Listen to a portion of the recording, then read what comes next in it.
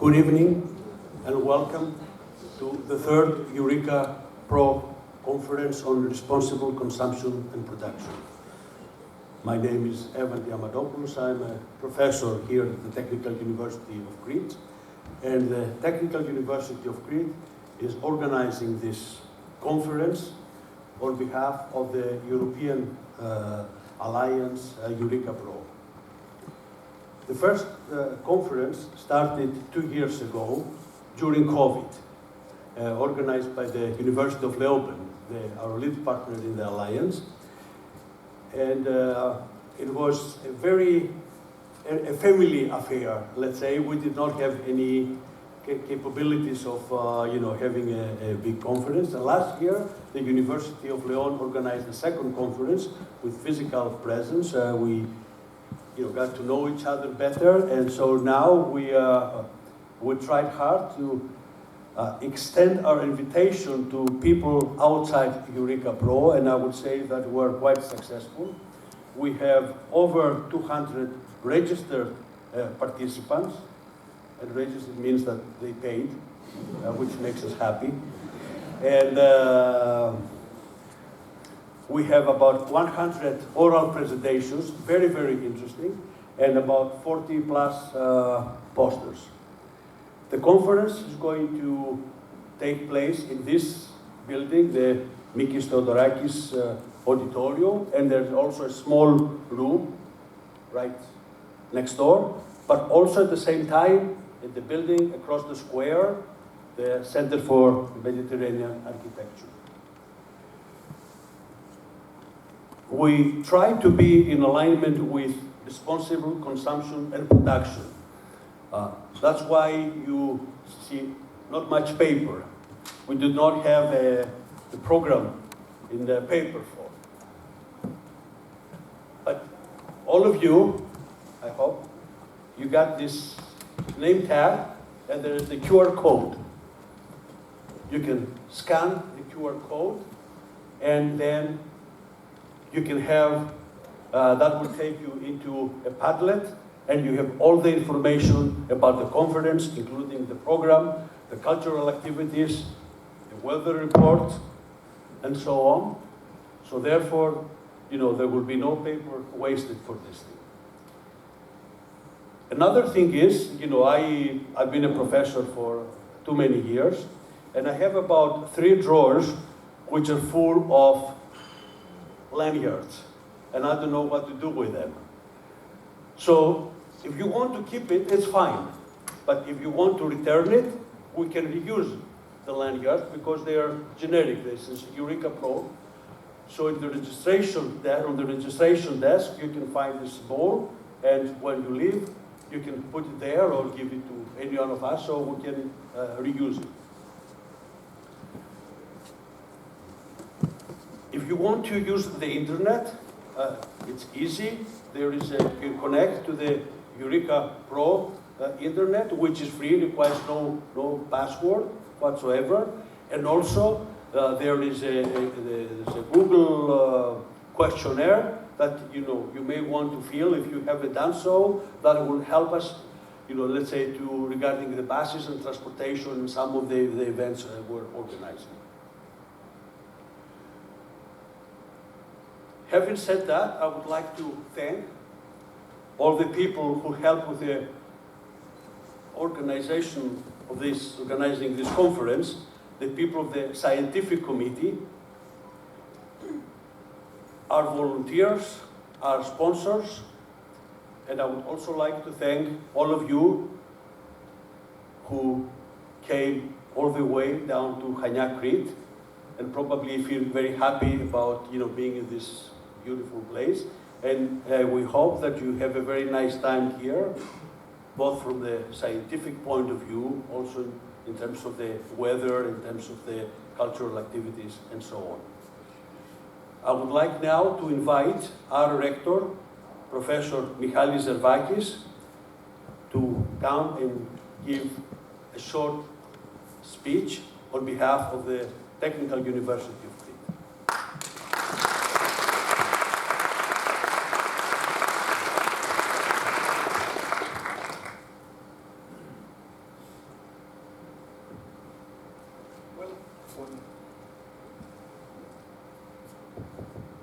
Well, on behalf of the Technical University of Crete, I would like to welcome you all to this very nice conference organized by the EURECA-PRO. It's the third conference, and the thematic area is the area of the EURECA-PRO Alliance of Universities, which is the responsible production and consumption.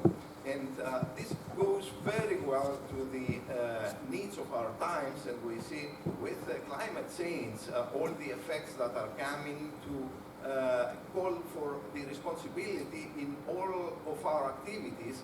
Either they are linked to production or to the consumption. We saw the need for food preservation. We see the need for the mineral productions and the use of gas and oil responsibility. So essentially, this conference comes to a very crucial time, essentially for the protection of the environment. And for this reason, it is a very, very important thematic area. For the Technical University of Crete, the Alliance of Universities, the EURECA-PRO, is a very important asset, and we strive to preserve the continuation, and I would like to welcome the continuation of this project, but also the topic of the conference is also very important for all the thematic areas of the Technical University of Crete. And for this reason, I would like to thank the organizers, Professor Diamadopoulos, our Rector, met him as a Rector, Michail and the rest of the team, for bringing this conference and organizing this conference here at the city of Chania. And I would like to welcome you all, thank you all for coming here, and wish you a very successful conference. Thank you.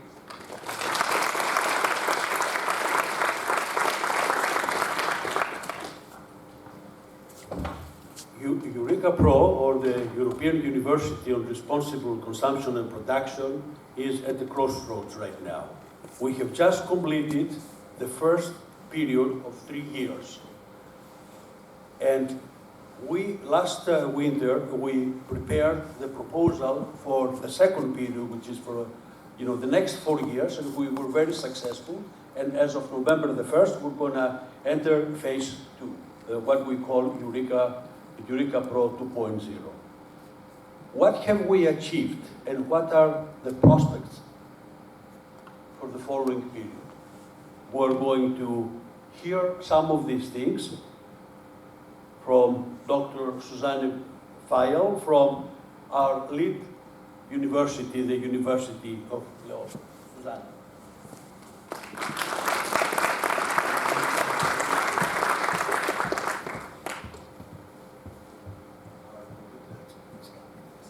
The computer expert is coming to put on my presentation. Welcome. Thank you for having me up here to speak to you.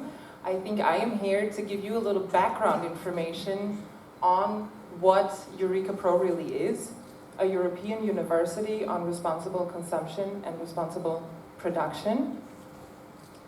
As was just mentioned, we went from a family affair to an auditorium full of faces where I don't know 3/4 of you, and that is, for me personally, a very amazing matter of fact. I don't know if you all know what you've gotten yourselves into by coming to a EURECA-PRO conference, but I'm trying to give you a little background. We are the European University on Responsible Consumption and Production. Responsible consumption and production coming from SDG 12, the Sustainable Development Goal of the United Nations. So this is the paradigm that we're trying to follow. I hope this is working. Yes. And by now, we are 9 universities. We have started out with 7 universities, but we have expanded and we have welcomed 2 new partners into our group. We are spanning across Europe. I like to call it the bridge across Europe because every time that we are together, we're really bridging a lot of cultures, a lot of different perspectives, a lot of wonderful things, I want to say. The ultimate goal of a European university is to form one meta-university. So EURECA-PRO is meant to be one institution that is fed and nourished and nurtured by 9 different universities, because together we are stronger and together we can leverage much more change. And that is exactly the objective of European universities, as was envisioned by Emmanuel Macron a few years ago when he said, in Europe, we need excellence clusters in higher education, because otherwise we're not going to be able to really be competitive on the global stage of higher education. And if you look to the east, if you look to the west, universities are huge compared to what we do here in Europe. And tackling the societal challenges that we're all facing, I think we need to work together. And that is also the paradigm of EURECA-PRO. We want to work interdisciplinarily. We want to look at things from different perspectives and make sure that we always include this also in the knowledge that we create. One other objective of European universities, as envisioned by the Commission, is eliminating cross-border barriers in cooperation throughout Europe. As you know, we have very different systems across Europe in all the different countries. So apart from cultural, differences, which I don't mean in a negative way, I think the cultural differences that we have are actually enriching part of what we're doing. But all the different systems that have evolved over time, all the legal implications, they are quite a challenge sometimes, and a European university is also meant to eliminate these barriers and to make cooperation smoother and easier between institutions so that we can move our students throughout Europe, and that in the future it will be normal for every student, or most of the students, to really enjoy an education that takes them through many countries in Europe, and to also, ingrain this European mindset in them. 35 years ago when we started Erasmus, people were laughing at the idea of students going to another country for a period of time. And today, when you look at a CV and someone didn't go abroad, you ask them, why didn't you go abroad in your studies? So you see we're really developing and we're really going a lot further. I think one of the main reasons, though, that I believe in this initiative and that why it's so important is that we together can be role models and we can steer with what we do the future of societal development in Europe. And I think this should be at the core of what we're doing, and this should be the motivation behind everything that we're doing.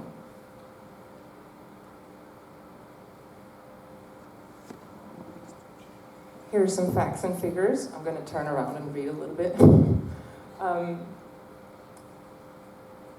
Who can be European university? It's a very competitive landscape to become a European university. The European Commission launched calls. The first call was in 2019, and then there was a subsequent call in 2020. There was one last year, and there is going to be one last call next year in spring, or early spring, end of winter.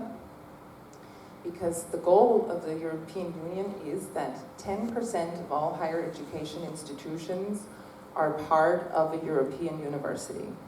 That means we're talking here about 500 higher education institutions throughout Europe, and that's where it is thought that that's the critical mass where in Europe we can make a difference with what we're doing. So right now it's 430 and a little more than 50 alliances, and the goal is 60 alliances by next year, and then it's done. Then we are the alliances that we are. So we feel, at least that's what I can say. I can't speak for the others, but I think they share my sentiment when I say we are very, very proud to be a European university and to be given this opportunity to really work for higher education, for research, for society, to change things. What have we achieved in the past? A lot. I mean, family business and then this now is quite a difference already.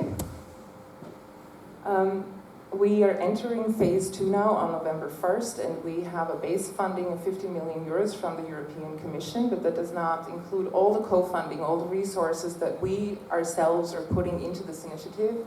All of the participating universities in EURECA-PRO believe very much in this, and they're also contributing a lot of resources. And then also we are leveraging other actions. So we are together applying for other projects. We have other co-funding streams from the governments. There's a lot of things going on around this initiative.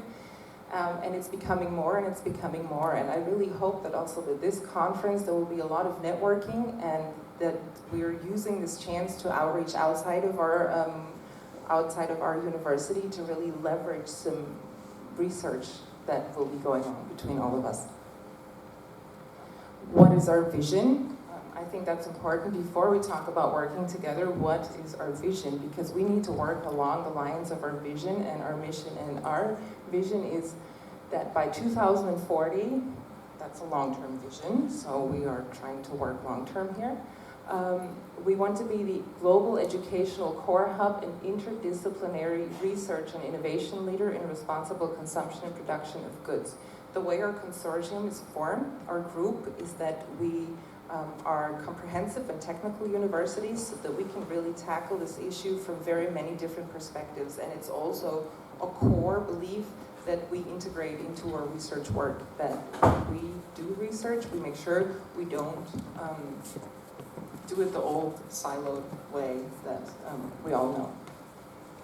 And we want to be a role model for inter-university cooperation across borders and the open integration of society into our objectives and our actions. Without integrating society and without taking them along, I don't think we will be able to have a lot of impact. How are we going to do this? We want to generate interdisciplinary and holistic and systemic knowledge in RCP. I think the systemic part is the really, really important thing. We need to always make sure that it's a systemic solution. This is sort of the research part. We want to transfer all the knowledge that we generate into our educational activities. It's very, very, very, very important that all the knowledge that we generate, we pass it on to our students and the future graduates, because they are going to be the ones leading society, designing society in the future.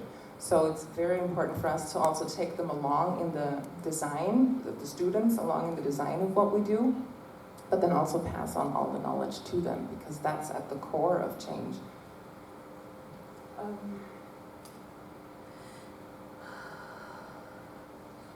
And then again, I think I mentioned the last points. We want to take society along and make sure that we eliminate the pan-European barriers in cooperation, the practical barriers, really.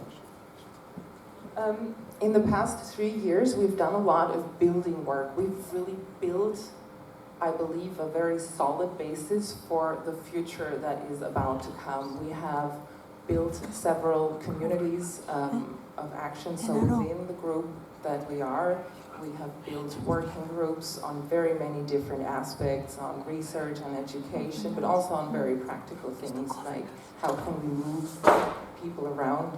But the community build that I like the most is our EURECA-PRO family, really. The core teams that work on this initiative have really grown together like a family. We have set up certain structures that, of course, now we are reviewing and we're adapting them to the needs of the next phase, because we are growing. We are not only growing here in this conference, but in everything we do. We are reaching a point now. Lisa down here, she's the project lead manager for the initiative. She said today, you know, I'm kind of starting to lose track what all is going on, and I used to know everything. And I said, well, that's a good thing, isn't it? Because it means we're actually becoming an institution. Of course, now we have to make sure that we don't lose too much track of what we're doing. But we have done a lot of resource sharing, or at least trying to figure out what are the resources that we can share. We've done extensive mappings and inventories in all kinds of areas, so that now we know where we stand and what we can work with. And we have implemented a lot of actions, especially in education, third mission, science, and we've done so many different formats and things, and we were really brave, I've heard someone say, in what we did. And this is the starting point for the next phase that I'm going to just throw an outlook onto, because the next phase, I think, is what is important for all of you here, because you wouldn't be here if you weren't interested in future perspective of what we do, and we all hope that we will be sharing our work in the future. Oh, this is some feedback I collected on the past phase. I asked around a little bit, and this is what people said about our alliance. I really like, if we do this right, we're a force with a major voice. I think we should keep this in mind. I also really like, which one do I like? Yeah, the one up there on the right-hand corner, that's from me. Every time we get together, it's European integration in a microcosmos. You should, I'm so proud of us, I really have to say this. Every time we get together and I see how we merge and how we align and how we synergize our cultures and how we really profit and benefit from one another and how much fun we have together, it's really like a family. And I feel that, you know, if the entire European integration was a little bit like our group, we would be much more successful.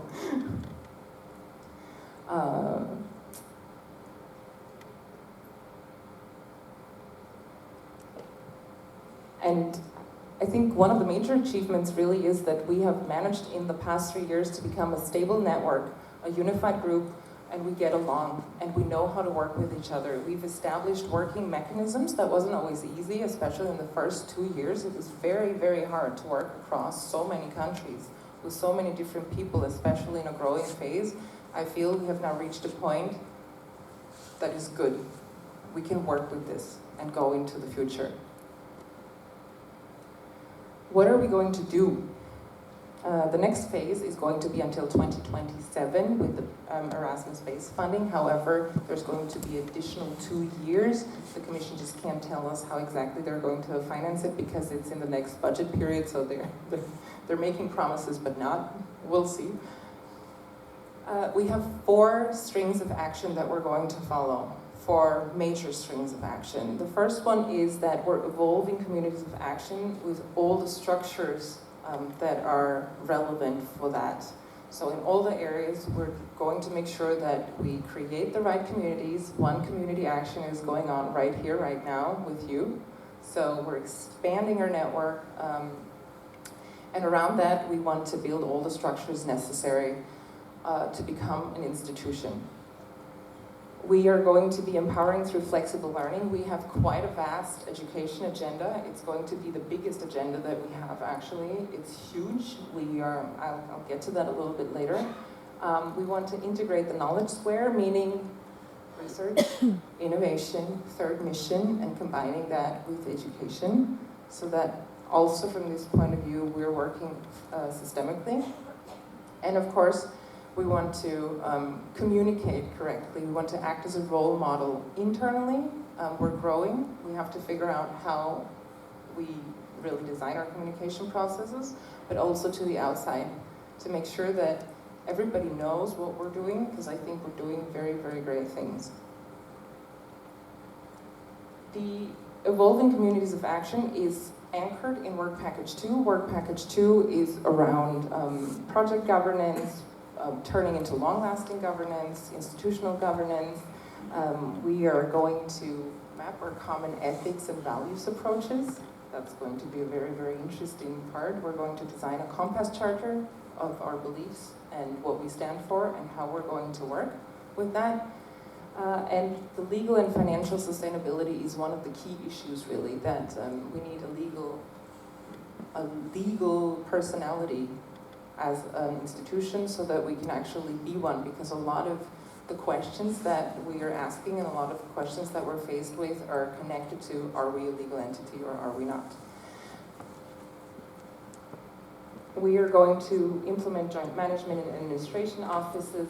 We are going to further the pool of resources that we share. And one of the very important things is also a virtual campus, because you know we are 9 institutions. We don't have a joint campus. So the only joint campus that we can ever have is in the virtual room. Otherwise, we'll just always have to come to Crete and form the, if we abandon the virtual campus, we'll form the campus here. Do you agree? We all move here. Always. Okay, wonderful. That's settled. And also, mobility is a very, very large point. We're expected to move at least half of our staff and half of our students between each other at all times. So that's going to be a grand, major challenge.